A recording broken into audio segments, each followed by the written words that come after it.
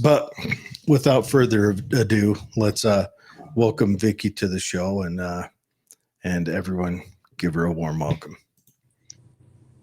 All right, Vicki, can you hear me? I can hear you. Okay, everyone, this is Vicki Farnam. She runs Defense Training International for Women, correct? Correct. Mm-hmm. Okay, and so I don't know. I kind of want to start at the beginning. What got you into the field of self-defense? I married John Farnam. Okay, well, I That's imagine that. probably the easiest answer. Um, I've known John longer than anybody else in this industry. I knew John when we were in college, and we didn't get married then. We didn't. We both went off and married somebody else, and then ended up married to each other. But when I was after I was divorced and I was living with just my two daughters, of course, self-defense became a very important issue in my life.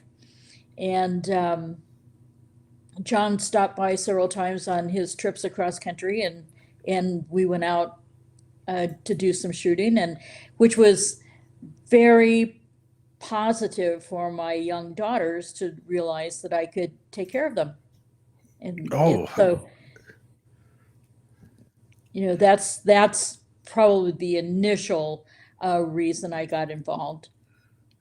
no, that's especially a single woman with two young daughters. That's I'm naming this episode the Great Equalizer, because above anything else, I believe that the ability for a woman to arm herself with a firearm, specifically where blades and blunt objects also have their places in self-defense, I believe a firearm is probably stands alone in its ability. And I I I believe that every woman should pursue self-defense, and I foster it amongst the women in my family. So I think that's awesome that you got into it and then went as far as to start passing the knowledge on to other people. Well, I think particularly in your own home, you may not be ready to carry a gun out in public, but in your own home, if you're thinking about defending yourself and anyone else who's living in that house with you, uh, your home is your special place where you should feel secure, and your children should feel secure. And so that's a good place to start. And that's where a lot of women start, is simply thinking about having a gun in their home, not necessarily carrying a gun. Mm-hmm. Because that's a scary thought. Yeah, 100%. 100%. Now, you guys are located out of Colorado, correct? That is correct. How is Colorado because Colorado's been, let's just say, a little kooky lately. How have they been on retaining the defense of your Second Amendment? Well, we certainly still have our concealed carry law, and our ability to defend ourselves is still strong in Colorado. There have been some other side issues with other types of guns and long guns and so forth that Colorado has been making some new laws on. I really am not as up to date as I should be, probably, and able to talk about those particular issues. But as far as your own personal defense and being able to have a concealed carry permit and protect yourself, that's still going on pretty well. Mm-hmm. We have a lot of rural areas in Colorado. It's the major populated areas that are stickier about it, but we have a lot of open country in Colorado, and so it's always a good thing to be able to protect yourself out there. Yes, when I was in the service, I was stationed mostly in Colorado. Spent some time in other places, but the majority of my time was at Fort Carson, and I loved it there. Mm-hmm. I imagine Denver might get a little kooky. Fort Collins. If you're in Pueblo and you're not concealed carry, I think you're crazy. Uh, Trinidad might get a little weird. I don't know. Trinidad, when I was there, was kind of the Portland of southern Colorado. I don't know what it's like now.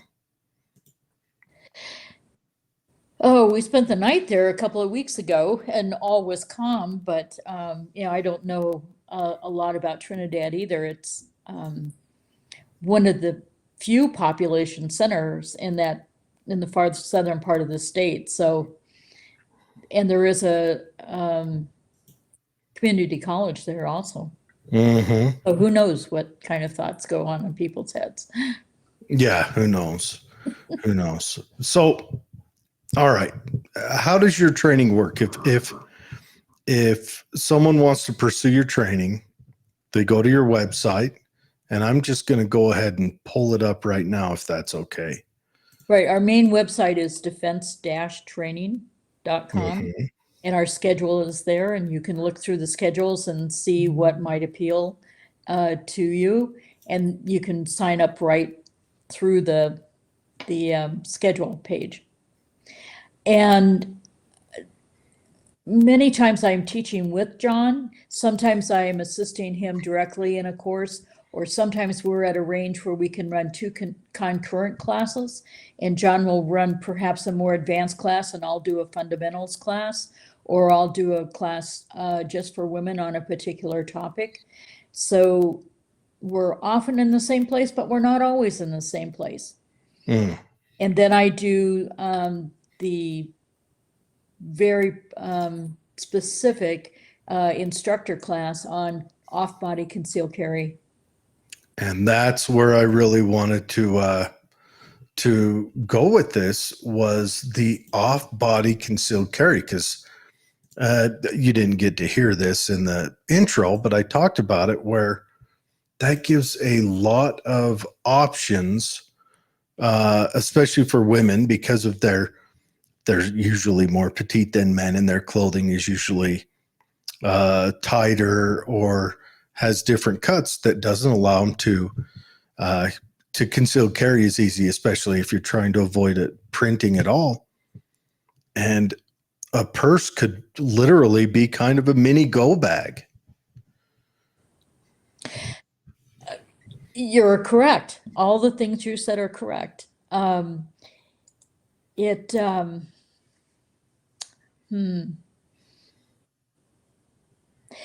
I might also say, if you would be so kind to indulge me here, that the other reasons you were specifying, the way women, the type of clothing and the way clothing fits on women compared to men, yes, that's certainly an issue, but we really have to stop and think about how a woman is going to be comfortable carrying a gun. And it may not just be that her clothing is different than her husband's clothing, or her boyfriend's clothing, or the other men in her lives that she knows who find it easy to conceal a gun. It might be she just does not want it attached to her. She doesn't want the gun on her. It's uncomfortable. It doesn't matter what you're wearing. It can be very uncomfortable. And so what is a method that's going to work for her that is going to leave her feeling comfortable all day long when she's got that on? So an off-body option might be the best option. But if you look at tactical gear for men, there isn't a single tactical company, 511, First Tactical, Maxpedition, oh, go on and on, name it, Vertex, name them all. They all make something in the vein of off-body carry for men. But nobody says that's wrong. No. No, And no. I mean, off body for men, it'd make a lot. Even if you're out hunting or hiking, a regular holster if you're generally exposes your weapon to more of the dust and the elements when it's in a position you want to be able to get to it quickly. But if you're just carrying one that's going to be on like a chest rig, an enclosed rig, yeah, and I don't know, they could probably pop some of those in a gentler fabric than the woven nylon and pop a design or a different color on it, and maybe put a nicer strap on it. Make it look like it was made with maybe a little more artistic value than the average man thing, and a woman might be able to use it. But there are lots of options. I mean, there's specialty made fanny packs that essentially have a holster in it. Yes. So we can have handbags, Mm-hmm. which of course have the worst reputation. We can have a waist pack or fanny pack, as they used to be called. Now they're called waist packs. We can have a sling bag, which is like a backpack with only one strap, and it can be Mm-hmm. part in front of you or behind you. Or you can have a regular backpack or a briefcase, or some kind of a messenger bag or a satchel. All of those can be found with dedicated pockets and holsters in them, or a dedicated pocket with some Velcro so that you can attach a holster inside of that pocket. That's the other thing I was going to ask. Would you suggest that everyone, if they're going to carry in a bag, that they use one that can attach a holster for that level 1 safety trigger Absolutely. protection? Absolutely. You need to have, if you're going to carry in a bag of some kind, however we describe it or name it, there needs to be a dedicated pocket, first of all, and there needs to be within that dedicated pocket a way to attach a holster. And usually Velcro is your best option. And you can find holsters with Velcro backing, and you attach that Velcro backed holster to the Velcro inside the bag. And now you have a secure place to put the gun, and the trigger guard should be covered. But you have to be careful of the holster, because some bags come with holsters. They come with rather generic fabric holsters with some Velcro on them, and some of them are stiff, but many of them collapse the moment you take the gun out. It collapses, and so getting the gun back in is a chore. Or you can choose a gun-specific Kydex holster. Crossbreed holsters in particular have a wide variety of holsters in their modular system that have Velcro on the back, and you can attach that Velcro within the bag that you're carrying. Very good. Yeah, that's a big suggestion for me is you don't want to have any kind of fabric where, not to stereotype, but your lipstick tube could accidentally pop the trigger. You want to have it hard and solid against that trigger guard. Well, yes, and you don't want to put the lipstick in the pocket that has the gun in it. Yeah. And Well, again, that's one of those, and Jared, I think you're a very nice guy, don't get me wrong here, but that's one of those trite, overused complaints about off-body carry, because everybody thinks that somebody's going to put a gun in a pocket in a handbag or a purse or a backpack, and of course there's going to be a tube of lipstick in there. Or whatever. I mean, whatever you keep it, because the thing about when it's on a belt is my magazines are in a hard pouch. I just by training with them, I know where they are at all times. Right. My weapon's in the same place. And so you'd want to reflect that in your bag, Absolutely. But we also have to reflect our good training. How many people who have a waistband holster have shot themselves putting their gun in their holster? I don't have enough fingers and toes to count those today. That's as many that's probably been shot today. Yes. And so we have to go back and look at the training and look at the burden that somebody takes upon their shoulders when they decide to carry a gun. And by saying that it's a burden to them, it is a burden to them to always be paying attention to what they're doing, keeping their finger out of the trigger when it's going into the holster. So we probably have had more accidents with people putting a gun in their waistband holster with their finger lingering on the trigger than we have had tubes of lipstick pull the trigger. That is also 100%. That is also, and I'm just like, I've seen a couple of, I was looking for one for my girlfriend, and I've seen a couple where it acted like a regular purse, but there was a zipper on the side of it that accessed the weapon cargo area. Correct. And now she's left-handed, and these zippers, it appears they're made for a right-handed person. It'd be a cross draw from the left.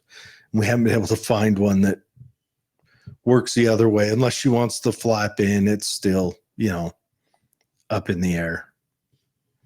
Well, there are many options for her. Many of the handbags that are available are ambidextrous. Depends on how you set up the holster within the pocket. Mm-hmm. The holster can be reversed so that you can use it as a right-hander or a left-hander. The pockets in bags that are designed for off-body carry can have a single zipper. It could be a 3-sided zipper. It could be magnets that open that portion or that particular pocket. It could be a flap. It could be Velcro that opens that pocket. So there are a number of different brands out there to look at for her to find one that will be left-handed, that she can set up left-handed. And it doesn't have to be a cross draw. I am very reluctant to teach people to use their handbag with a cross draw. Especially on a range, because a cross draw is a flag machine, and while it's stored, it's pointing at the instructor. And very important out in public. If you have a situation where you have to draw your gun, if you're drawing cross draw, if you are not a trained and someone who has worked specifically on monitoring how you draw, what fashion you use to draw and cross draw, you can flag anybody that's around you. And so I like to start by teaching everybody to use their strong hand from a strong side draw rather than a cross draw.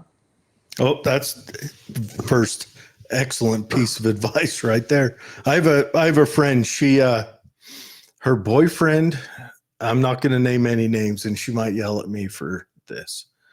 Her boyfriend helped her get a pistol, selected a pistol with her.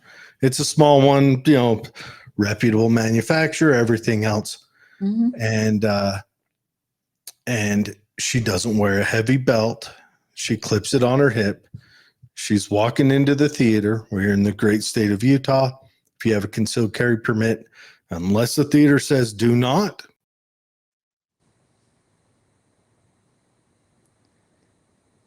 Oops.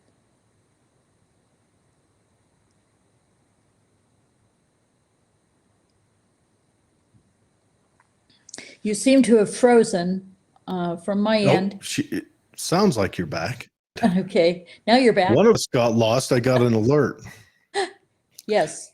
But anyway, so she's walking into the theater, and she's got a holster that's one of those kind of minimalist style holsters. And so even then, well, anyways, it falls out in the theater walking down the hallway. Uh-oh. So she gets an ankle rig thinking that'd be better. And of course she wears tight jeans. And so it looks like she's packing a huge tumor on the side of her ankle.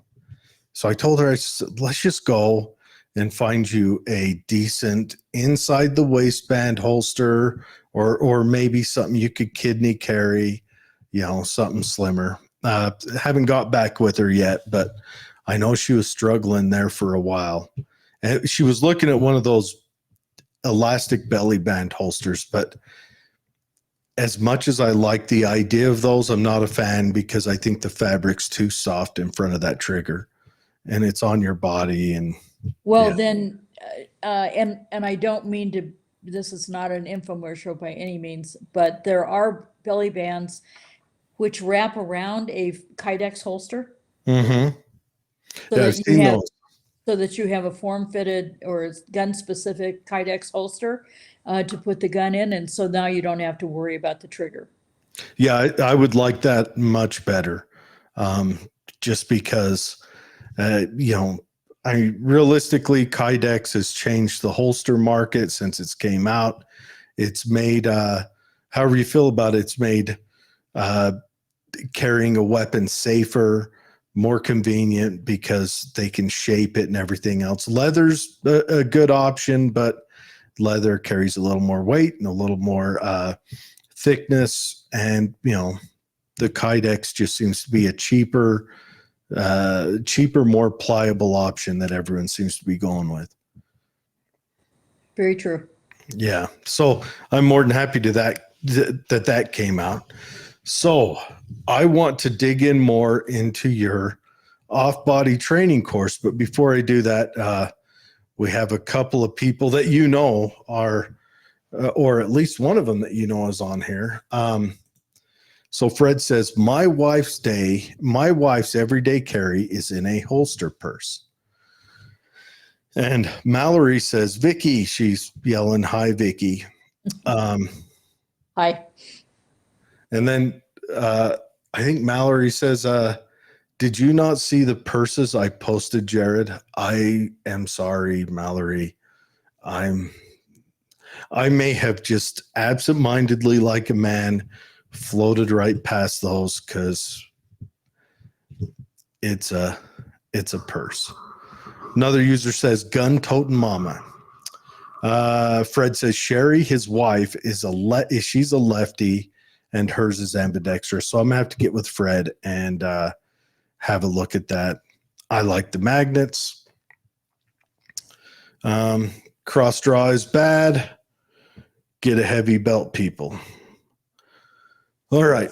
Fred and I watched a guy drop his gun under his chair, one row in front of us at the delegate meeting, and he blindly reached under his chair, groping everywhere.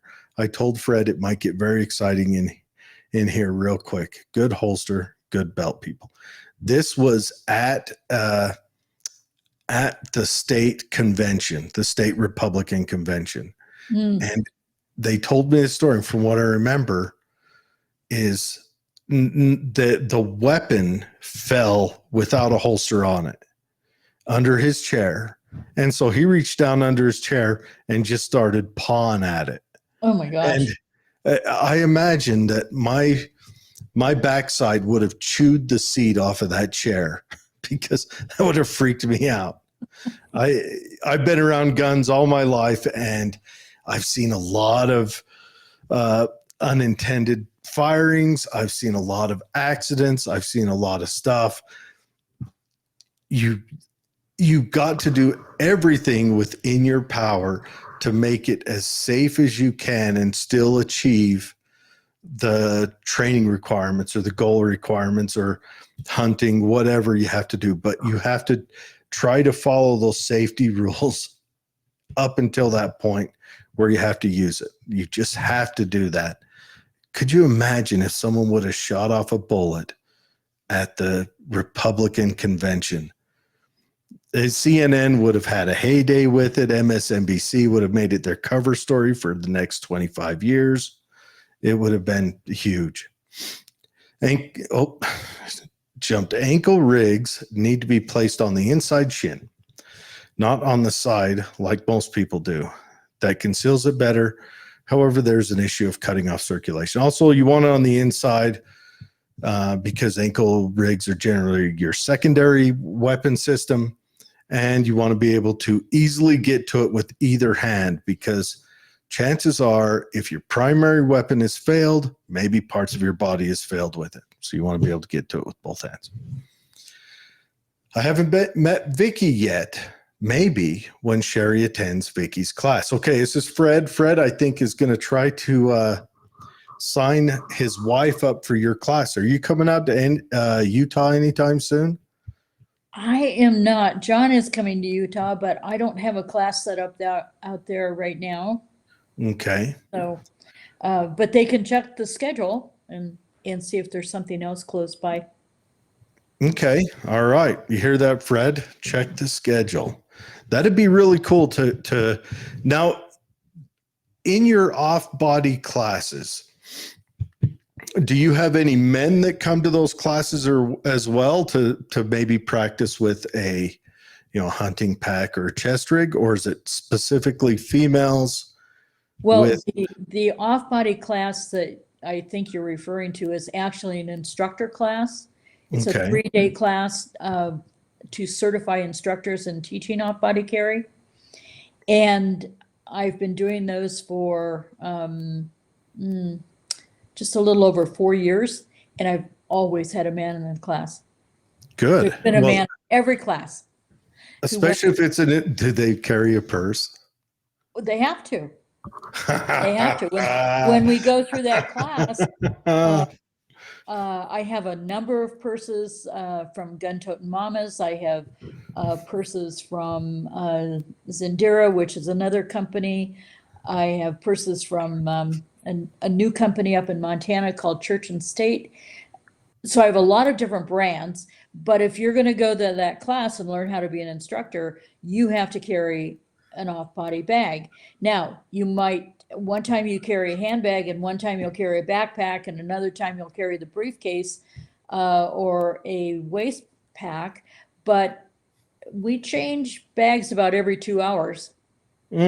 Is it a randomization of changing bags? Yes, so you get to choose which one you want to use for that 2 hours.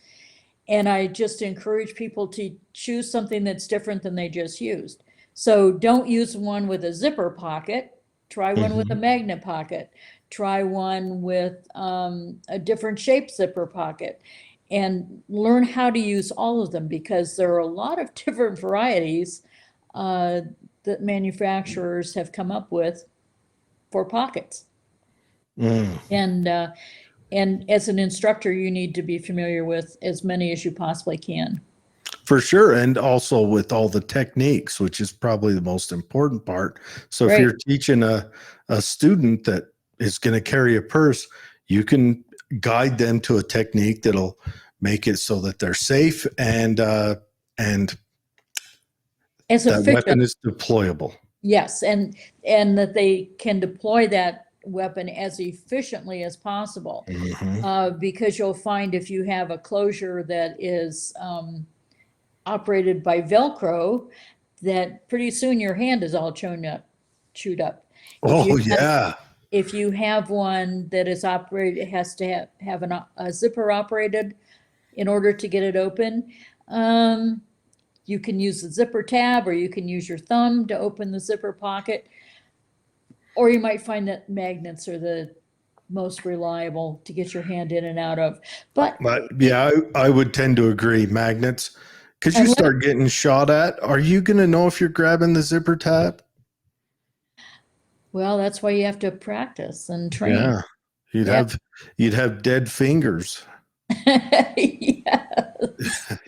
But none of this is done reliably unless you really work at your training and are dedicated to making sure you can get the gun out when you need to, and to get it out not only efficiently but safely. Where's your finger? Where's the muzzle? Where are the people around you? How are you orienting the bag? How are you stabilizing it so you can get it open? There's a process to it. And just like drawing from the holster, you have to be consistent with it every time. Yes. Yeah. So that it works smoothly and reliably and not in a haphazard fashion. So about 4 years ago, you started this off-body project. Is that what I'm hearing? Yes, one of the manufacturers came to me and asked me to put together a curriculum for instructors. Because this manufacturer was very concerned that the right information get out to the customer. Mm-hmm. Just because of how we started this conversation, it's so vilified. And there are so many misconceptions and so many trite ideas about what happens when you put a gun in a handbag or a backpack or a briefcase, that something's going to go stupidly wrong. Well, yes, it will, unless we train people. And since people are going to use off-body carry, we need to train them, and we need to train instructors to get good, consistent information and skills spread around so we can do it right. Yeah, for sure. Well, you want to go to where you have the proper equipment. That means you'd probably want to have a purse or a handbag that is as close to designed for purpose as it can be.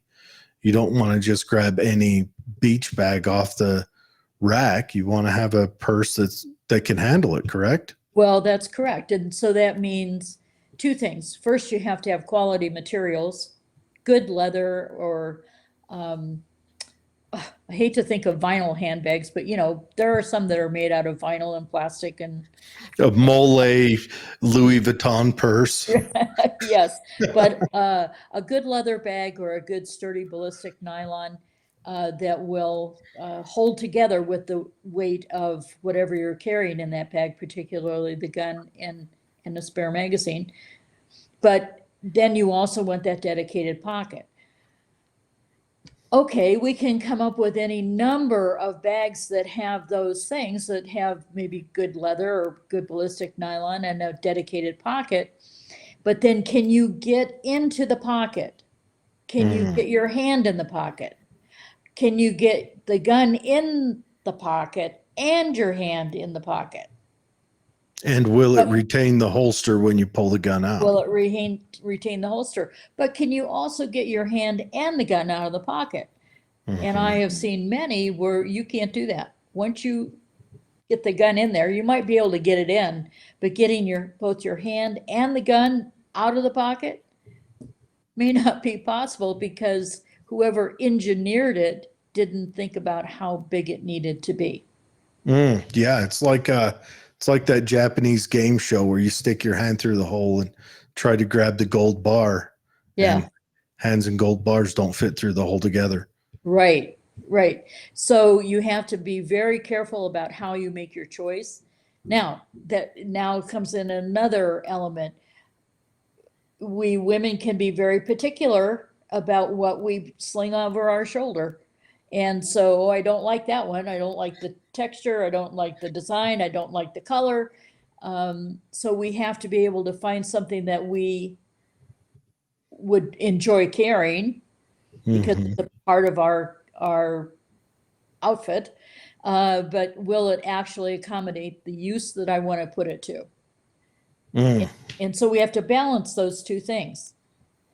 And an instructor who is going to work with somebody who's not carried off body before will help their student make that decision. How do I find the thing that will work for me best, and that I would still be proud to carry, and not look at it and say, oh my gosh, that looks like, that just shouts military tactics or police tactics, and I don't want to wear that. Why would I ever wear that? Like the pencil thin dress and the Navy sea bag over the shoulder. Yeah, with all the Molly strips on it, so you can put all kinds of stuff hanging on the outside. So there has to be a balance. You guys do the same thing when choosing holsters, even though the holsters aren't visible. Well, I wouldn't carry that holster. Now, I don't want to call myself out, but the pistol I carry while I'm working, because I'm a handyman, I work in a lot of construction, I carry a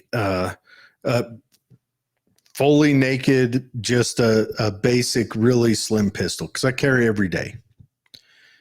But my holster is I bought it for my girlfriend, not paying attention. She's left-handed, like I said before. I bought it, had it sent here. It's a right-handed model. So I turned around and bought her another one, a left-handed one, in that Tiffany Blue. aqua green color. They call it Tiffany blue, but it looks green to me. And our pistols are not the same caliber, but they're the same make, same model, and they're both the same size in the in whatever else. So the holsters between our pistols are interchangeable. So, but I like the holster. I like the way it. I mean, it's this company out of Texas. It was just I bought it because it came in that color. So now I've been cruising around with a girl colored holster forever, and I don't mind. It's a comfortable holster. I mean, Tiffany blue's not as bad as pink, but if it's comfortable, that's where because I'm crawling into attics and under houses, it's got to be comfortable. Absolutely. And I might lay on it and I might, bang it into stuff. So that's what I do. Yeah. Good for you for admitting that. Yeah, I'm not scared. Mallory says her husband is goofy. He shoots pistol right-handed and shoots his carbine left-handed. I married a weirdo.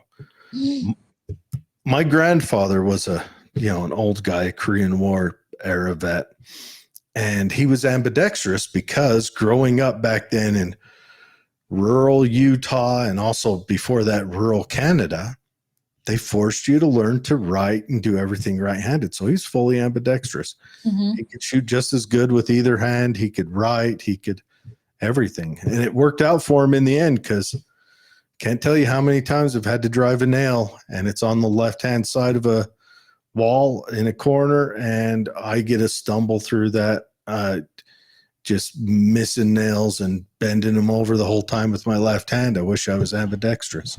That's a good point. Yeah, never thought of that. But yes, there are many people who shoot one gun one way and another gun another. I have a daughter who's left-handed, but she's pretty ambidextrous shooting handguns left or right because she instructs also, and so she found it was easier to master it both ways. But she shoots all of her rifles right-handed. Does it have to do with dominant eye or anything, or is it just what, shooting a rifle right-handed? Yeah, I mean, is she right eye dominant?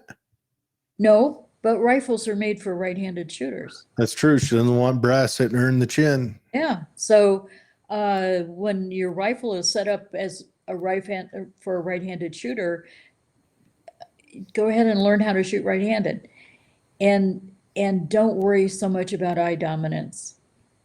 With a handgun, it's no problem. Just bring the gun up in front of the dominant eye, and your rifle. If you don't want to go through that problem of shooting a right-handed rifle left-handed, then just learn how to shoot it right-handed. You'll be fine. That's a good point, because that is a huge complaint with lefties whenever they approach any of the AR platforms or its offshoots, any of the, especially the guys that shoot the bullpup platforms, because that pushes the receiver back like 3 inches. Right. I've been doing this a very, very long time, Jared. And what I find is that if nobody has ever made a big deal about eye dominance, people don't have a problem switching shoulders. If they were started in their training with this emphasis on eye dominance, then they're reluctant to change because they've been convinced that they can't do it. That's not true. That's a good point. John's left eye dominant. Yeah. He shoots everything off his right shoulder. So it really doesn't throw you off.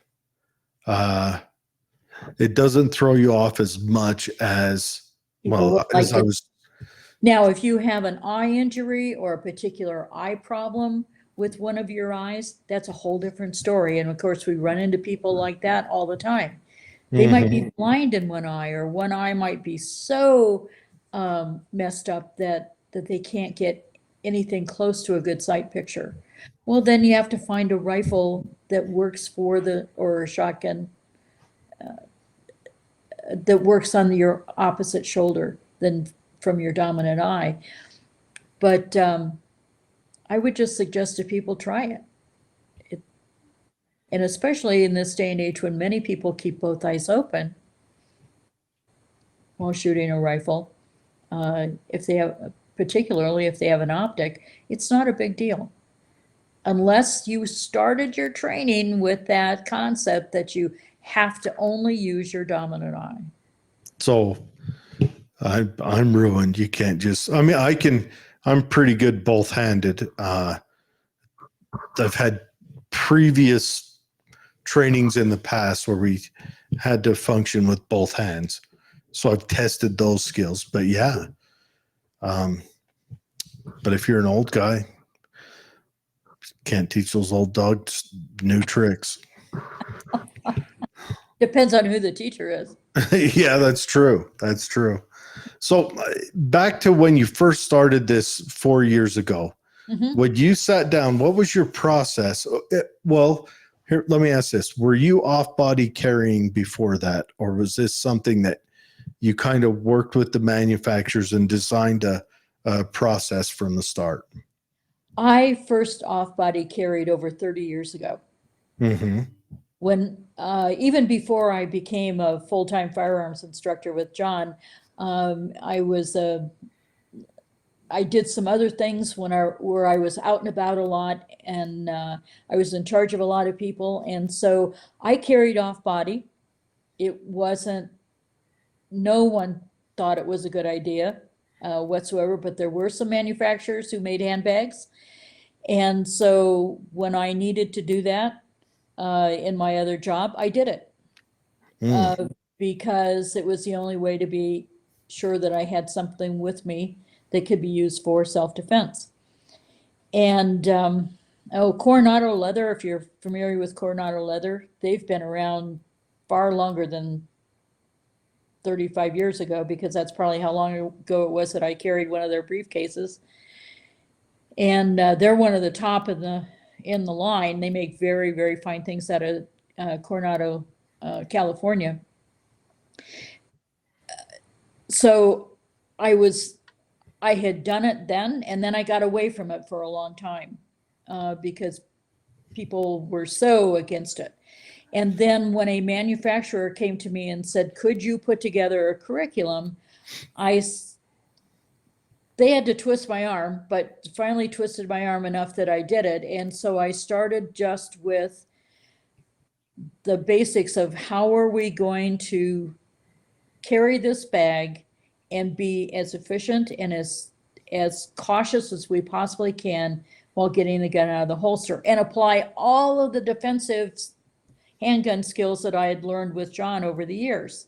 So you had to combine those two things. So I just sat down with pencil and paper and someone else that I was consulting with at the time, and we came up with a good plan. And I used the bags. How am I going to use this bag to accomplish what I want to do? And that's why I don't teach cross draw, because there just isn't a way to do that consistently well. And so everything is on the strong side that I do. And we went through step by step. I've been teaching with John for a very, very, very long time. And so I knew the steps that I wanted to go through to get from having a bag that's secure in a holster to getting a gun to eye level. I knew those steps. I knew what needed to be done to accomplish the goal of getting the gun out and on target. Now, what bags work best? Some are lousy. So even from the manufacturer who got me started on this, and I'm very, very direct about it, that bag doesn't work very well. This bag works better over here. Did they take your advice and modify the bag No. They didn't? They kept just putting the Putting the Uncle Mike's out on the What shelves. what I have learned is that just because you manufacture something doesn't mean that you understand how to use it. Yeah, but they had you. They didn't. When you said, "Hey, this part doesn't work," they didn't say it's a good idea. We're going to name it the version 2. We're going to charge an extra $30. On occasion, yes, but not everything has been modified according to my version. Um, but I have to tell them this works really well, but this doesn't work really well. Will they keep making it? Yeah, they'll probably keep making it. Mm, Unless I say, you know what, this is a lawsuit waiting to happen. yeah. And in most cases, I haven't found anything that's that drastic, but I look for efficiency and we just don't have efficiency in every single bag. Yeah.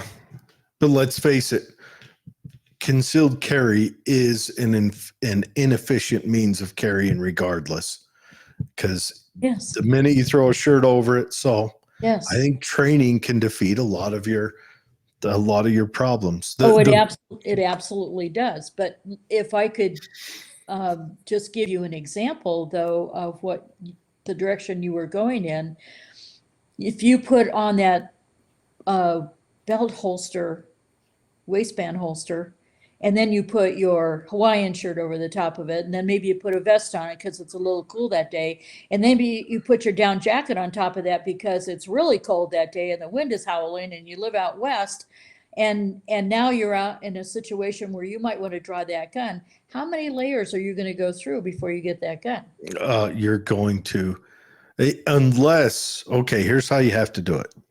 And no one does this. You have to get dressed that morning, and then you walk into your training area with an empty weapon and you practice 100 times. Oh, yeah. And then you might be ready until about lunch. And then after you've had that burrito and all your blood has been sent to your stomach and you become afternoon retarded, you've got to start over again. And that's honestly the only way. Mhm. Well, when I was in, last October, I did the instructor class in Montana, up in Three Forks, Montana. It was the last week of October, and an early storm came through. Of course, I had a class scheduled. Oh, yeah. You knew a storm was going to come through.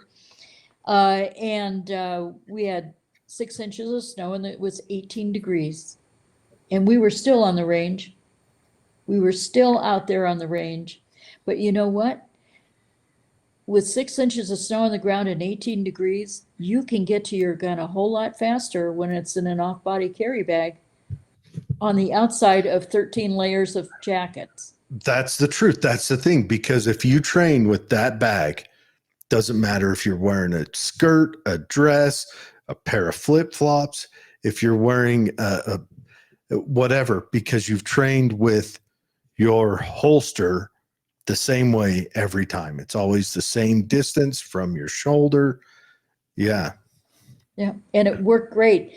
And those ladies were, wow, I'm cold, and if I had my gun in a holster on my belt, I would never get to it. I have so many layers on. But that wasn't true because everything was outside of your coat. Mm-hmm. So, well, not just that, but there's a couple downsides with carrying with a holster. If it's summer, you've got to be committed to wearing a vest or wearing a t-shirt that looks like it's made for the older brother and it was hand me down from last Christmas. You have to commit to that. Where off body, you can wear the most comfortable clothes for your whatever you're doing, your activity, whatever. You could off body carry going to the gym. How would you be able to off body carry in a pair of those yoga pants? Right. Or how would you be able to holster carry in a pair of yoga pants? You just can't. Well, there is a company that makes a holster or makes yoga pants with a holster in it, but Yeah. again, how comfortable is that? And again, unless you wear something large and bulky over the top of it, somebody's going to spot it. There's that, and then there's also, sure, there might be a place in yoga pants where you could seat a weapon and gain a little bit of concealment, but do you want to be that person who's going elbow deep in your own pants to find that sweet spot, you Right. know? And then getting it put away quickly is not going to happen. Yeah. Yes. Yes. That's always been a concern. Um, I'm not a fan of shoulder rigs for the same reason. The old shoulder rigs from like back in the 70s, where the weapon was carried horizontally. I look at those now and I'm like, oh, now they've got them vertically, but still, you know, aside from the cross draw and the flagging, you know, what happens when you put on the jacket and then the overcoat and then whatever else, or, you know, everything like that, where off body carry. And then if you're going to the bathroom, you know, for the guys out there, if you're carrying a weapon, you go to the bathroom, you undo your belt, your pants immediately fall to the ground, and you're standing there looking dumb at a urinal. Yeah. So no, I agree. I just wish they made a person my color. Well, there are enough styles of bags out there now. You could find one that you could use quite readily without anybody suspecting there was something in it. Oh yeah. And imagine, I mean, you know, like if you're concealed carry and you've got a weapon on one hip and two spare magazines on the other hip, that's substantial space. Mm-hmm. But in off body carry, you could have a weapon and four spare mags and a flashlight and a knife and a OC cell spray. phone. Yeah, OC spray or whatever. Mm-hmm. And have it all in one place where you could get at it quite readily. And you could train the dirt out of using it. Mm-hmm. Yeah. Yes. Oh, man, that's great. So what was your process in building this training, aside from telling the manufacturer, hey, this bag really doesn't work, and the manufacturer going, oh, well, that's fine, we're sending 800 units to Cal Ranch tomorrow, we're going to ignore you. What was the process of that? Did you get a whole bunch of bags and you and John just go to the range and just start practicing? Oh, well, you know, first of all, let me make sure you're not under any false delusions here. John has nothing to do with this. Oh, really? Now, Oh. it's not that he doesn't agree with off-body carry and He's the one who told me you had the course. I was real interested when he told me. Oh, yes, but he doesn't do the course. I mean, he doesn't teach the course. I'm the one who teaches the course. But I learned everything I know from him. Most everything I know from him. I've learned from a lot of instructors, but I've been very, very fortunate. But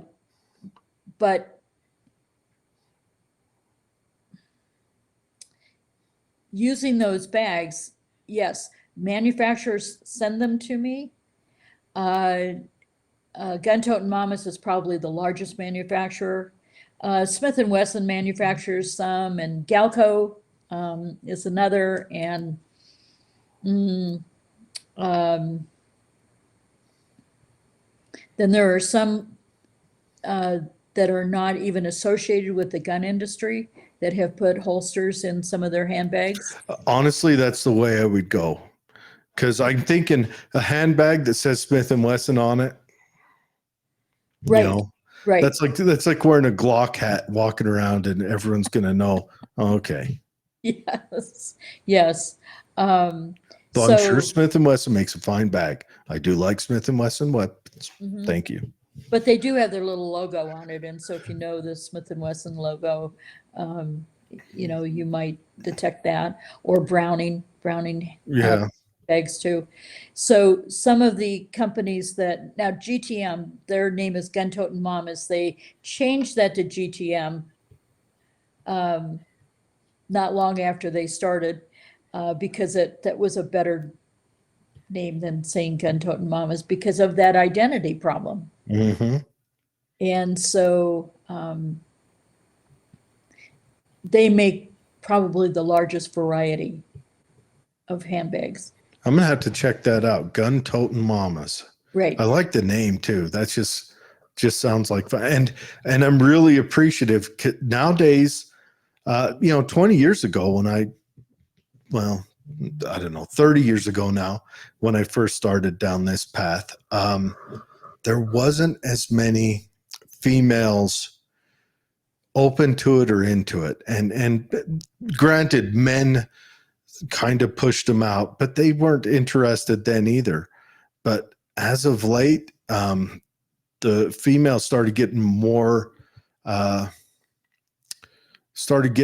into it. And then also, how do I put this?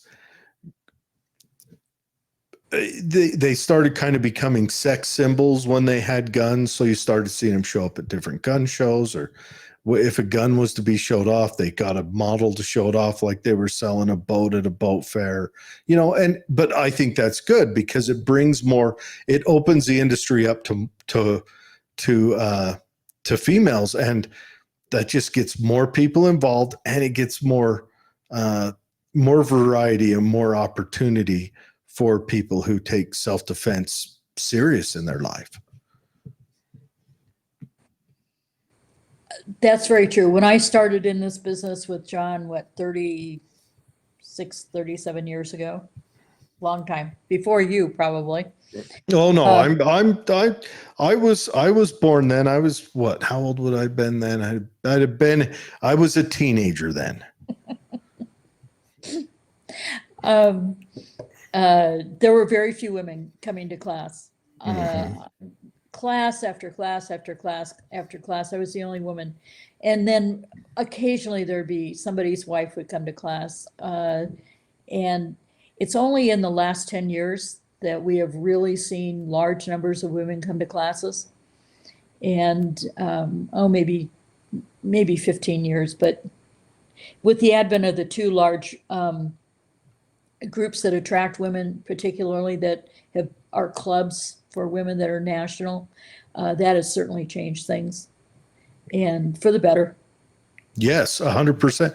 And I'm one of those. I believe that I want every woman armed, because yes, you would.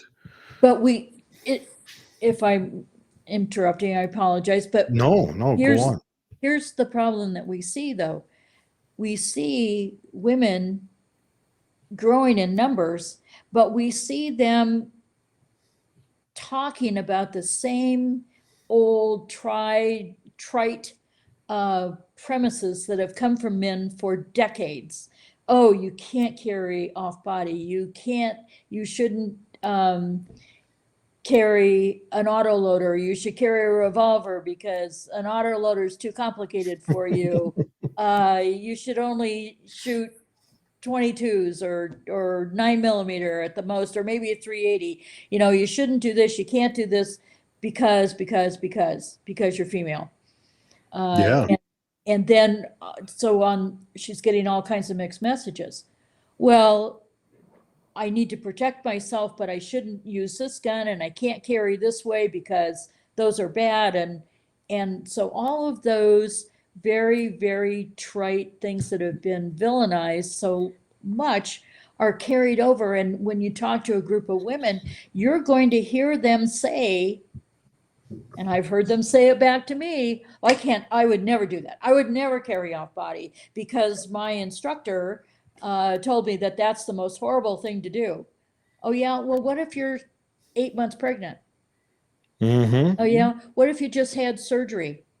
What if you have a body cast because you were in an automobile accident? What if you have a child on your hip and you don't want to put that child on your hip with a gun sitting underneath it? What are you going to do? Are you going to start thinking for yourself?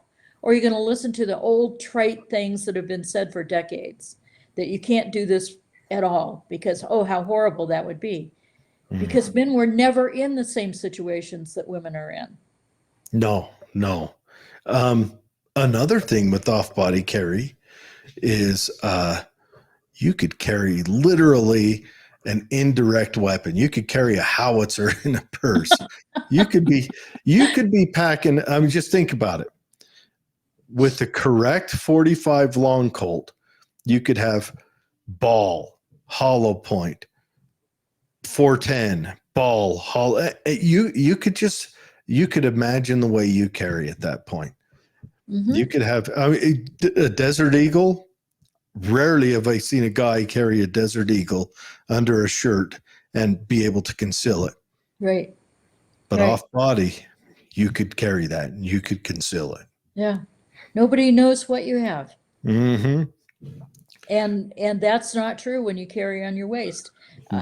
You know, if you know what to look for, you can spot somebody carrying many times when they think that they are completely invisible. But Yep. that's true. But when you're carrying off body in some kind of a bag, there's no telling what you have in there. Whether you Yeah, have a little snubby or you have a Desert Eagle. you could be bringing the beast to the feast and no one would know it.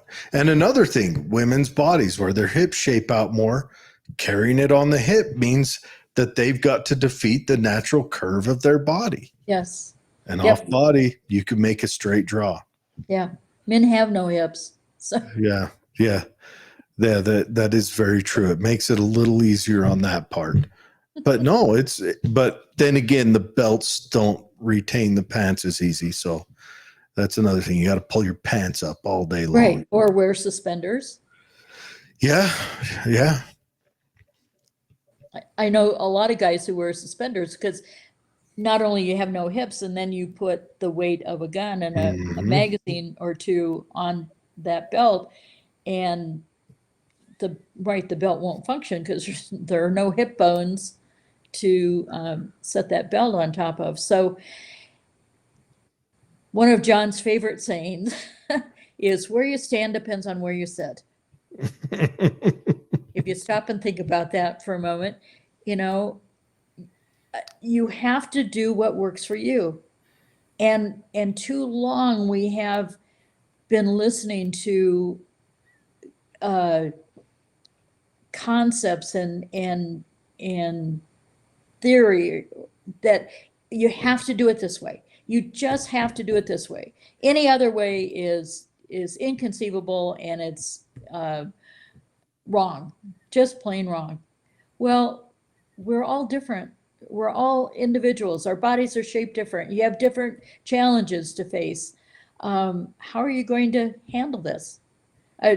Someone I've known in the business for many, many, many, many, many years suddenly finds himself in a wheelchair from a stroke. And it's like he doesn't know where to begin now. Well, an off-body carry bag works perfectly well in a wheelchair, Mm-hmm. and a waistband holster does not. That's right. Or you have the wheelchair specially made. Under the right forearm rest is a 12 gauge. Under the left forearm rest is I don't know, let's go with a 10 millimeter. You could have some kickouts, James Bond it up. But other than that, yeah, off body's the only way to do it. Yeah, it's the only way to, again, be efficient and competent with it. And yet have it completely out of sight. Mm-hmm. So I am trying very hard to help change people's minds about this because I think it's really important. No, that's good. And it just gives you more options and opportunities, even for the men. This makes me think, do I want to start looking around for something that I could incorporate as off body? Maybe like my tool bag. Take my tool bag, it's got screws on one side and tools on the other, but could there be another little pouch where it's off body and it's something that I commonly find myself wearing, which again is a pain in the butt when I have a holster on the hip because that tool bag is heavy and uncomfortable on top of that. But you see, somebody will be listening to you and then they'll shake their finger and your face and they'll say, Jared, no, no, no, no, because you put that tool bag down. You set it down. You don't always have your hand on it. It's not always attached to you. Mm. And what you do have to remember is the moment you put that tool bag down, it is now a storage container. It is no longer just a holster.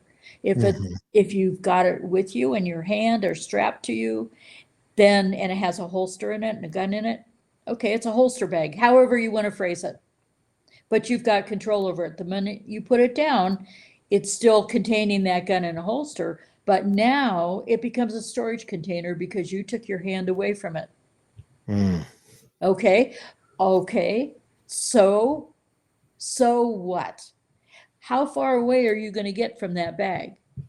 Are you going to walk away and leave it in one place overnight and not think about it?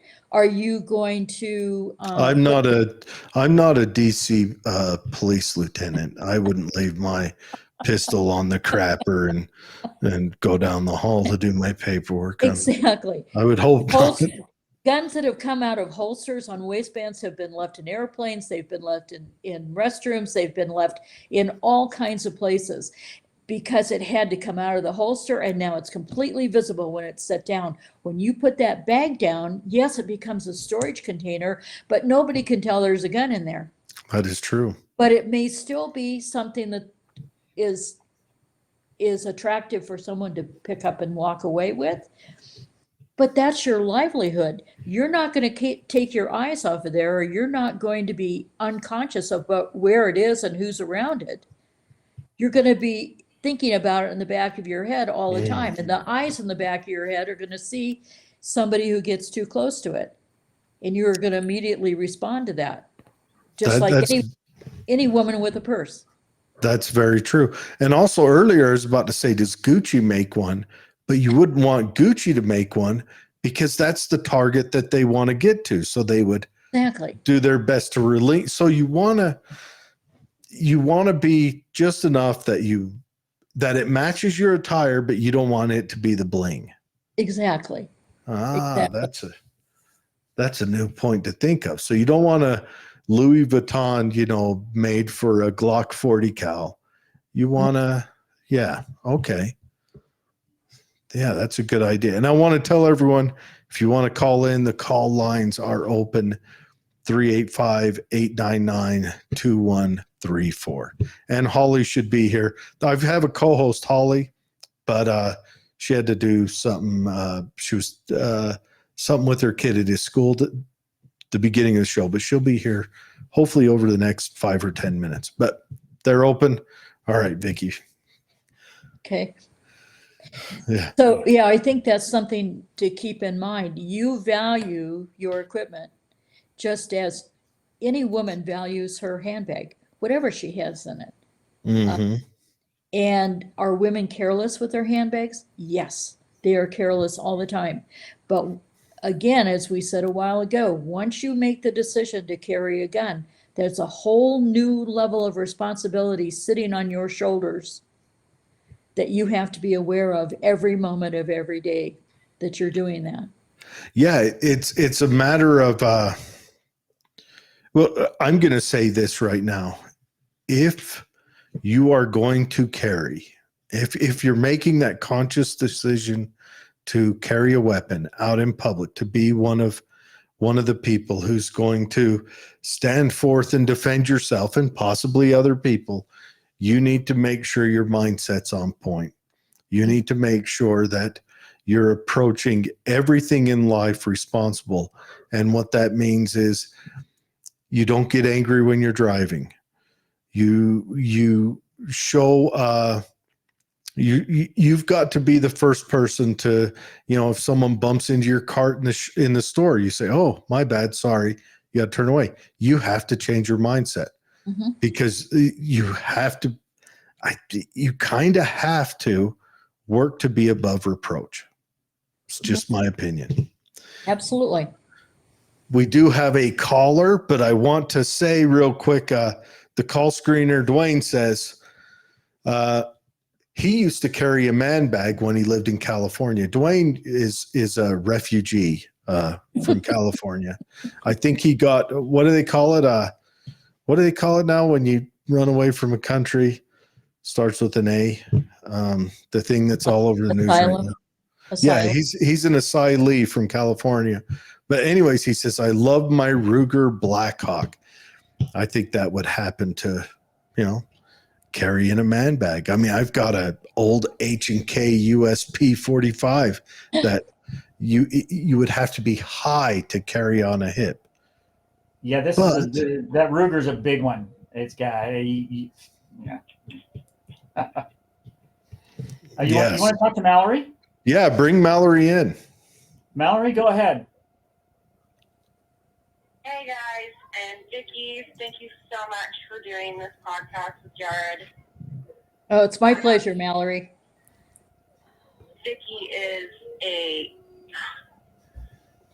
pioneer for us women, and she has definitely shown me the ways that I need to repent, because I've always wanted to run and gun with the boys, and Jared, bless his heart, he's always been nagging me to do this off-body carry stuff. So you're very inspirational, Vicki, and I've been hooting and hollering as you're preaching, because you're absolutely right. And I'll have you know that Vicki at the SHOT Show, she chewed a vendor's butt about not having any products for women to try on at the show. They had all the men's products, but they didn't have any products for women. And she let them have it because, as you were so accurately said, women drive the marketplace. They earned her a little bit of her forgiveness by having tactical pants for pregnant women, for LE. But I loved it. I love you, Vicki. I just want to let you know that. And she's right. Whenever I act naive when I walk into a gun store, still to this day, first thing they do is walk me over to the revolvers. She's absolutely right. Here's a beautiful M frame for you. Oh, I was angry. It upsets me.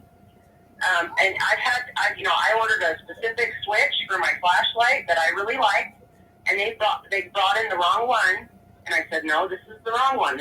I wanted the one that was more sensitive, and they made fun of me. They talked down to me. So there are certain gun stores I will not go to. So she's absolutely correct. And I'll tell you what, I don't care who makes fun of me for my 20 gauge or whatever, there's just some platforms that are just too heavy for us girls. We don't have the upper body strength that you big boys do. So, I need something I can run and gun with. So Vicki, keep preaching away. I love you so much. Thank you for doing the show, and I'll get off. Thanks, Mallory. All right. Yes. Anyway, so no, that's a good point. She told me about this, that they're making pregnancy pants for law enforcement officers. What is that? What would go into that? I have no idea on what would go into that. Well, the front of the pants have to be expandable so that over the term of a pregnancy, you can still wear the same pants. Okay. So they look like maternity pants, but they're duty pants. And I thought maybe that they had, so they didn't make any particular, I guess, gear, but they made a maternity pant that could work as uniform. Right. They looked at reality and said, okay, there are going to be women who are going to work during their pregnancy in law enforcement or in security work. And so let's build them a pair of pants. Now, that's a small segment of the market, but you can't imagine how appreciative that small segment of the market is that there's something out there that's usable to them. Just as when gun manufacturers started making single column guns, autoloaders instead of all double column. The single stacks, that probably makes quite a bit of difference on hand size. The Glock 43 and 42 I think those were the pioneers of it, weren't they? The Glock Oh, no, 43, no, no, 42. No. The first single column gun that came out specifically for women came out in the mid 90s, and that was the Lady Carr, made by Carr Arms. Oh, really? Yes. And how was that one? How was It was it a good pistol? It was a wonderful pistol. I had one. It was a steel frame, and so it was rather heavy. But it was single column, and I could actually reach a trigger. And I have one of the smallest hands issued to an adult female. But the Lady Carr fit my hand, and the trigger was hand polished at the factory. It was like pulling the trigger through soft butter. It was just wonderful. Really? So it came with a really nice trigger? Yes. Because I like Glocks. I think Glocks are a perfectly good system. I'm just not a fan of factory Glock triggers. I don't like that gumminess right before it drops. Well, I don't like Glock triggers because I can't reach them. Because they're too far away. They're too far away. And so to reach it, I have to turn my hand so far. The only thing left behind the backstrap is my thumb. Oh. And if you're shooting a Glock 19, even two-handed, but your thumb is behind the backstrap, that's not enough support for a Glock. And after about 4 rounds, that Glock 19 will not function in my hand.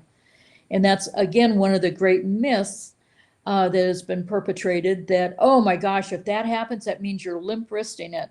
You know what? I can lock my wrist behind that gun as tight as a wrist can be locked, and it will still malfunction because there's not enough of my hand to provide support for the Glock. And so there's not enough energy for the slide to go back and forth. It's all lost in cyberspace. And so that's one of those myths associated with women and guns. It's a mismatch, and the gun won't function. That's not true with a Glock in 40 caliber. That will function all the time because there's plenty of recoil energy. Because they're snappy. Yes. But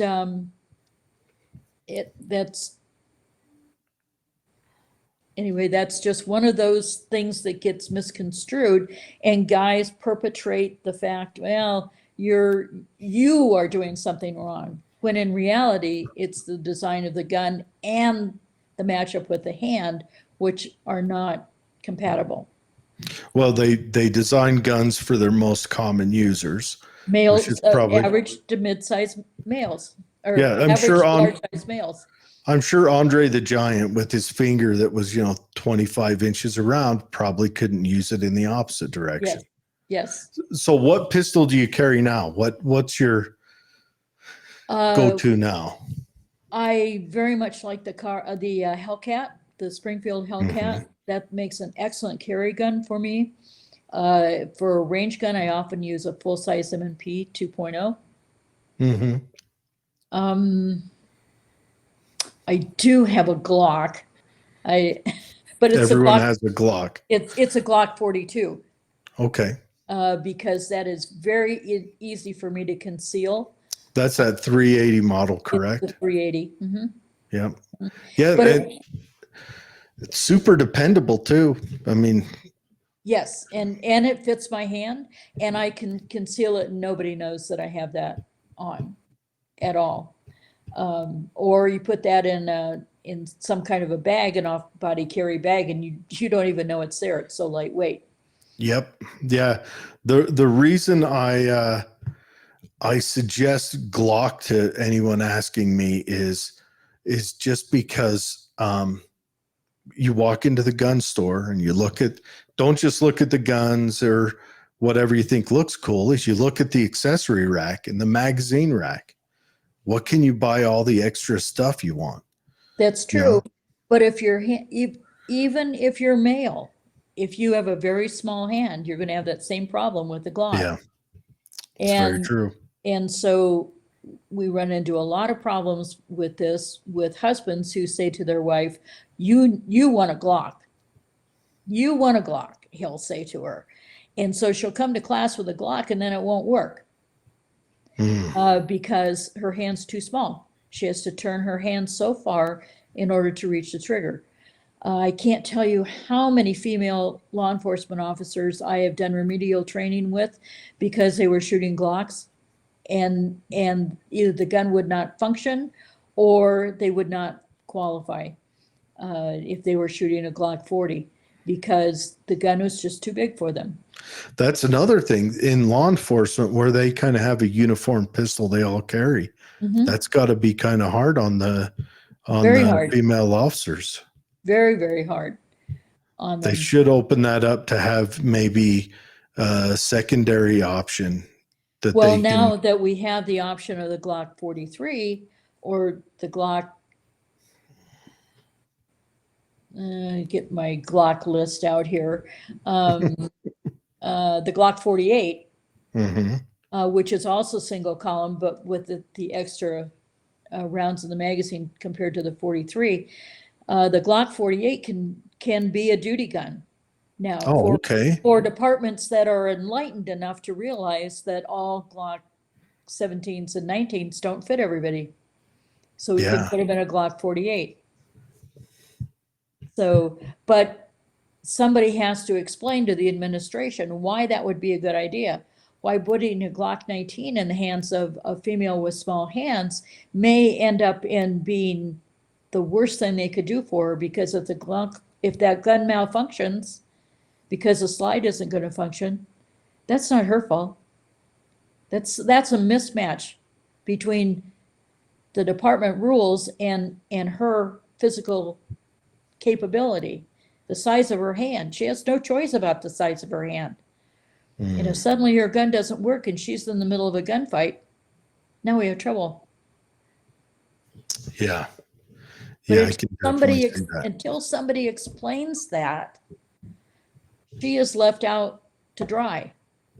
Because that's the other thing I do besides off-body carry, and I've been doing it for years and years and years, is teaching male law enforcement instructors how to teach women and the dilemmas that come with taking all the things that you normally teach men and how you teach men and now trying to teach that to that female officer. It doesn't all work because she's not the average to large sized male.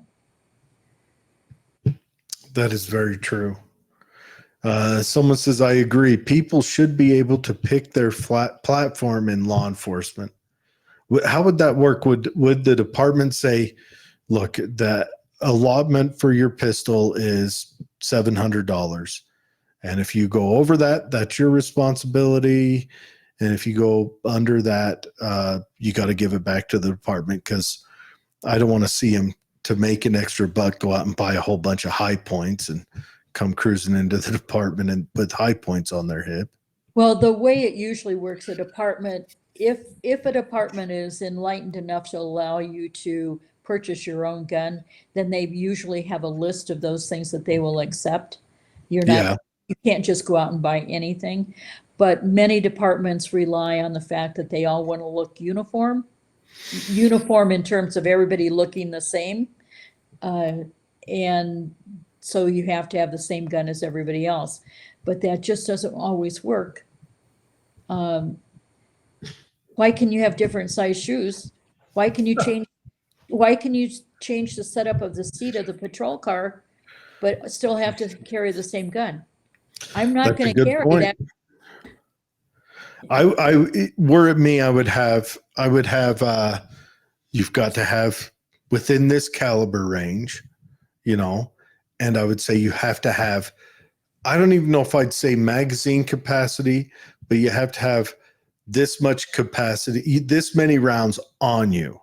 So if you have a magazine that holds 8, I demand that you have, 40 rounds on your body. And then you can make up that difference in a magazine. Yeah. And they do it in various ways. Certainly not all departments give you the option of having your own choice, but there are some who do. Mm-hmm. So, and if you become an officer with that department, especially if you're a smaller statured person, you have to make the decision, am I willing to sacrifice my capability for the uniformity of the department? Yeah. Why? I mean, there's so much hazard for a department, a city, a community for that. I mean, not just in the aspect that officer wouldn't be able to perform at that high level task, but if it all goes awry, then you've just given the bad guy another gun, and then then the city has to also cover the expense of that. This just sounds like a terrible chance you'd have to take just to make everyone carry a Glock 19 or a Glock 17. But I had in my course of doing this, I try very hard not to make that become an excuse for a female officer. If you can explain to her why she's having trouble and give her some methods to fix the problem, you might be able to bring her up to an acceptable standard. That's not always possible. Depends on the size of their hand. So when I teach instructors, law enforcement instructors, I will take, for instance, their duty gun, which might be a Glock 19, and I will take them to the range and I will make sure that that Glock 19 no longer fits them, that they have a long reach to the trigger and they understand what the weight is like, and then I put them through their qualification. And then when they can't do it, it's like, oh my gosh, we had no idea. Wow, isn't that interesting? Mm-hmm. You had no idea this is why officers fail, because the gun doesn't fit. Well, yeah. Yeah. So That is true. Someone says I think it's Mallory. I have to, doesn't show up the name on the screen, but there are platforms I wouldn't allow officers to carry if I was in charge. Ruger, Taurus, and SIG P320 and Keltex. Yes, the P320. variety. The P320 does have it's made a name for itself. Let's just say that. Yes. Ruger's, I don't know. I feel like back in the early 90s, what was that Ruger pistol at 9mm that was very popular? Seemed like everyone had one back then. The Ruger, I can't even remember. Keltex, yeah. No, I don't disagree with any of that. G23 for girls. What caliber is the Glock 23? Isn't that a 40? Is that a 40? Okay. Yeah. I mean, it's like some people, it's like everything else. If you're picking out your pistol, try to go somewhere where you can handle it, gain some training, find one that fits you, and then run that bad boy into the ground. Get another one like it. Yeah. We have to learn and we have to advocate for our students that you find what works for you. Mm-hmm. Don't take anybody's advice. This is the best thing since sliced bread, or this is the most popular gun in the world, or this is what you should have because so many people have it, and if your husband has one, you should have one too. No. We should have what works for us, and that's both in the handgun and choosing a handgun and choosing a method of carry. Because what you're most competent with, what works best for you, not what works best for somebody else. And train with it. And train and train and train and train and train. Yes. Yeah, you can take a guy with the worst systems out there. If he's training with him, he'll beat the guy with the best systems who never trains every time. Yes. But if you have my life, if you happen to be married to John Farnam, you have to be able to step up in front of a class, and it doesn't matter who the class is, a group of guys in Utah, or a group of Marines at Camp Pendleton or Miramar Air Station. Doesn't matter who. You have to be able to step up there and do exactly what needs to be done at the moment it needs to be done.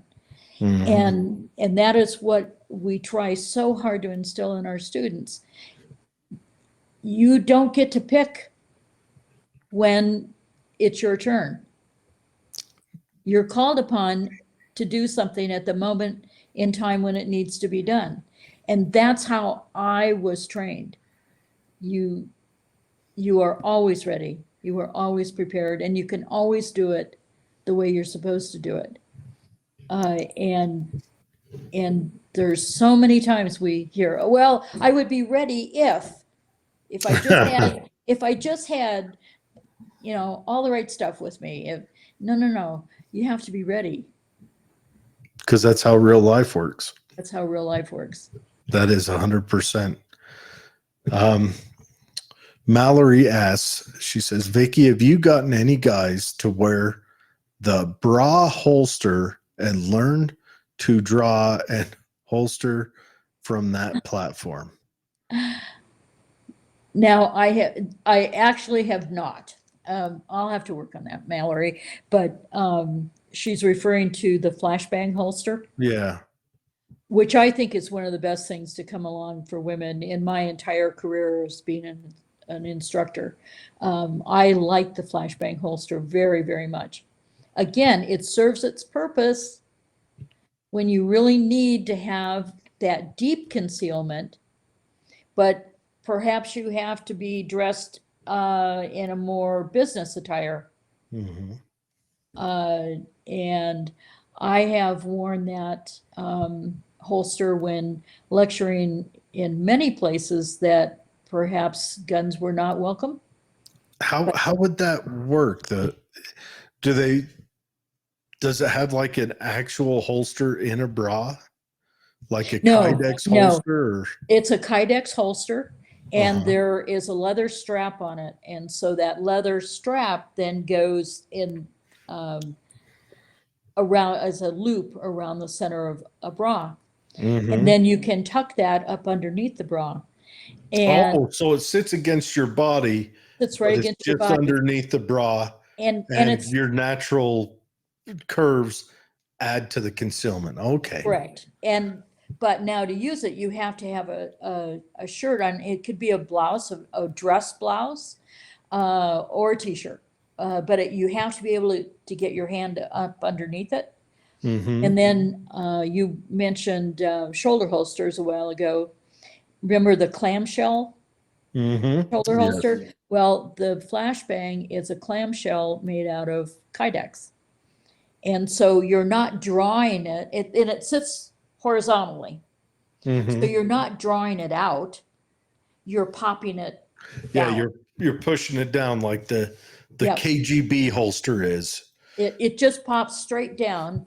So if my bad guy were over here, I would pop it straight down and come right up. So you'd probably want to be you'd probably want to go away from flagging people by adjusting your body at moment of draw. Oh, absolutely, because you would orient yourself to the bad guy, to the target. Okay. And so knowing that the muzzle, your hand may not be on the gun yet, but you're going to orient the muzzle so it's pointed right at your target. So when you pop it down, then come up with both hands, you're going to be pointed right at your target. You never flag yourself nor anyone else. Now, yeah, if it's sitting horizontal and you're my target, well, shame on me, because now I will flag somebody. Mm-hmm. That's where part of the draw is adjusting your body so that you can... your stance so that but that should always be part of your draw. Yes. And again, if you have trained that way, that's the way you will always do it. Mm-hmm. You will always orient yourself to the best of your ability to your target. Yeah. Yes. Mallory says she would need to have some cosmetic work to carry a G36 like that. Wrong.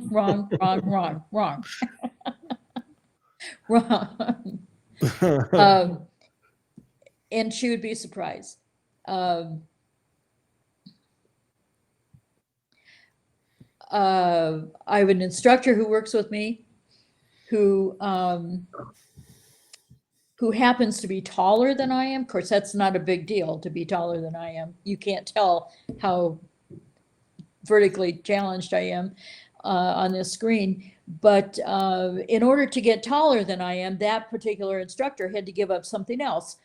So another part of her body structure is not nearly as well endowed. And so, but guess what? She can use a flashbang just as easily as any woman who is very well endowed, because the flashbang tucks up underneath.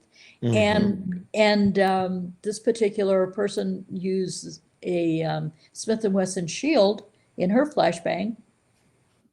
No one ever detects it. No one ever detects it. And if you think somebody is, you just throw a scarf around your neck. There you go. All right, Or- Mallory, you hear that? Let's just not do the flashbang at range day. That would maybe get complicated and confusing for a lot of the students. Well, again, the flashbang, like the shoulder holster, if somebody comes to class with a flashbang, and I would suggest not to come to class with a flashbang, but if they did, they have to always be oriented so that the muzzle is pointed downrange. So they're virtually at 90 degrees to the target. Mm-hmm. So the flashbang will always come out pointed to the target. And So- this arm is up and out of the way. Yes, yes. That's a good point. All right. Is there anything you want to finish out with? And while you do that, I want to bring your website back up on the screen and make sure that everyone has ample opportunity to view that and to, if they want to sign up for a course. Where's your next course at? My next instructor class is in Lufkin, Texas. Okay. And Lufkin, Texas. yes, Where is that? it's in East Texas, about 2 hours north of Houston. Okay. Okay. You should come to one of those classes sometime. I would love to. I would love to. I would. Right now, East Texas sounds nice because here in Utah it's snowing. Supposed to snow here tonight. Yes, but in the middle of summer, when you have a course in a cooler place, that sounds great. Yeah, you've got here. Yeah. You've got introduction to defensive shooting for women. I think that's excellent. Fundamentals of defensive shooting for women. Yes. Unarmed self-protection for women. Tell me about this unarmed self-protection.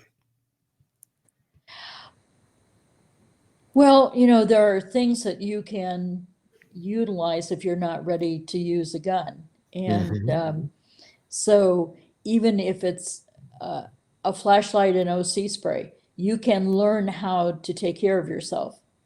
Some people just aren't ready for a gun yet. But I don't ever like them to think that they are incapable of taking care of themselves. So we can use things like a knife or or OC spray or flashlight, and good thinking. Yes, that's the key to all of this is good thinking, being prepared, being aware of your surroundings and when to leave somewhere. Absolutely. That's Yes. you can't emphasize that enough, that if the area where you're at is going sideways, you leave. Right. Just grab Well, yours, go. First thing, don't be at that political rally. Oh, Don't be there. And second is get out of there. If Yeah. things are going downhill, get out of there the fastest that you can. So you don't have to make any of the other decisions. But if you can't get out, then do the best you can. Yeah, that's the thing. Man, it's a weird time because right now the Republican side tends to have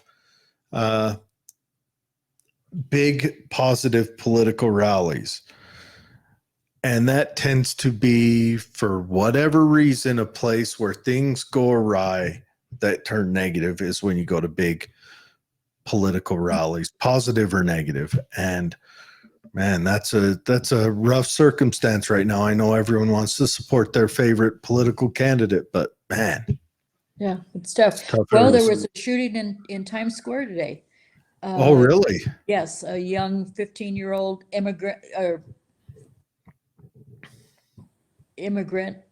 who's been dropped in New York City recently. Yep, he pulled out a gun and took a shot at a police officer and then ended up shooting a tourist. And he's still at large, the last I heard. Right here in the town I lived in, there was a fellow yesterday involved in a shooting with a police officer. And then What town are you in, if you don't mind me I'm asking? in Fort Collins, Colorado. Oh, yeah, you're in Fort Collins. We had a shooting yesterday. That place is growing too. Oh, it's terrible how it's grown. And we had a murder-suicide in town last week. A husband shot and killed his wife and then killed himself. Those things don't happen. I mean, those two things to happen within less than 10 days of each other here in Fort Collins is like, oh my gosh, what happened to our town? And one was a domestic inside of their home. The other one is on the street, but it just is a sign of how unsettled things are. And so, yeah, we have to, what we have to do to ensure our own safety, which again, as John is like to saying, sometimes the fight comes to you and you have no choice.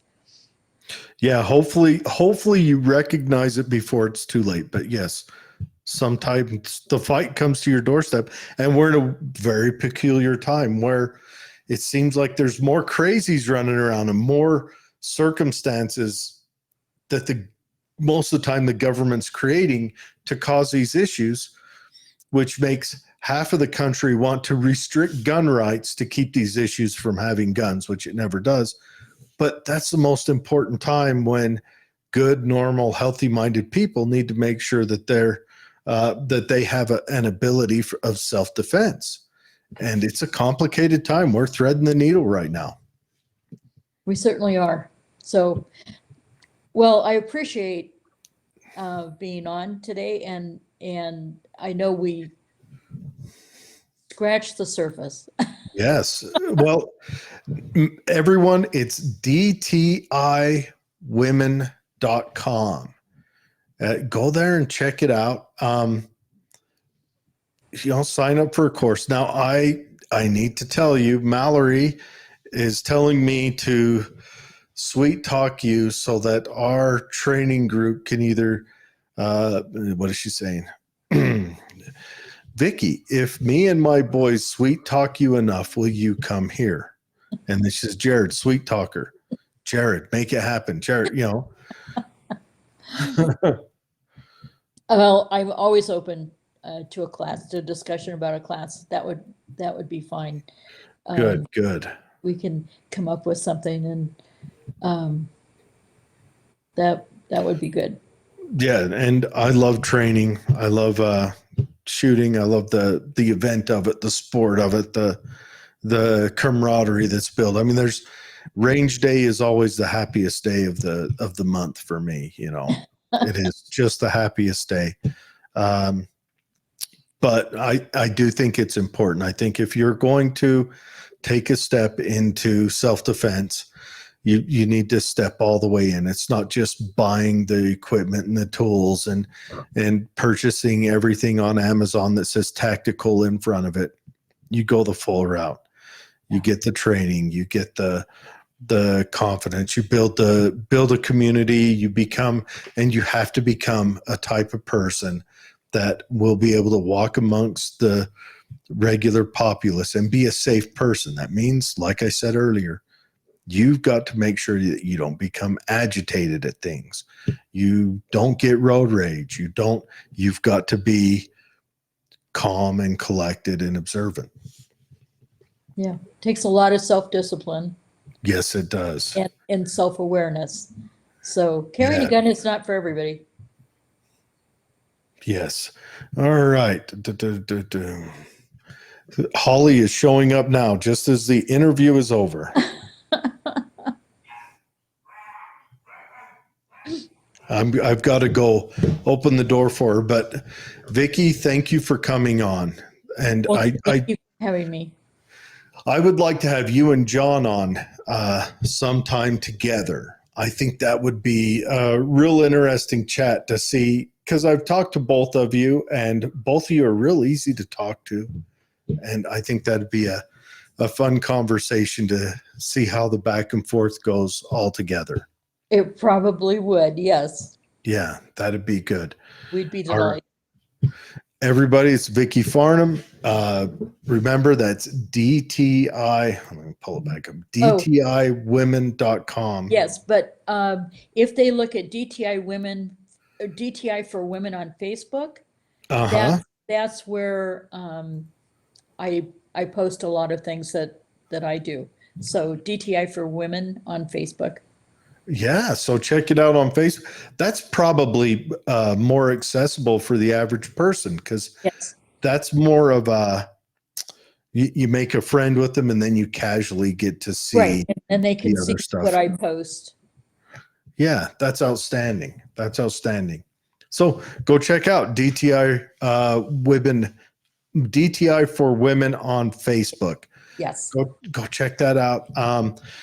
If you're looking for a course, especially if you're carrying off body, keep your eye open, find a course that is either coming up or complies with your geographical location, or maybe someplace you want to visit. Maybe start planning your vacations around a good range day. That sounds like a plan to me. Good. Vicki, thank you very much. Say hi to John for me. It was a pleasure talking to you, and hopefully we talk again real soon. Thank you, Jared. It was a pleasure. Thank you. Bye-bye. Bye-bye.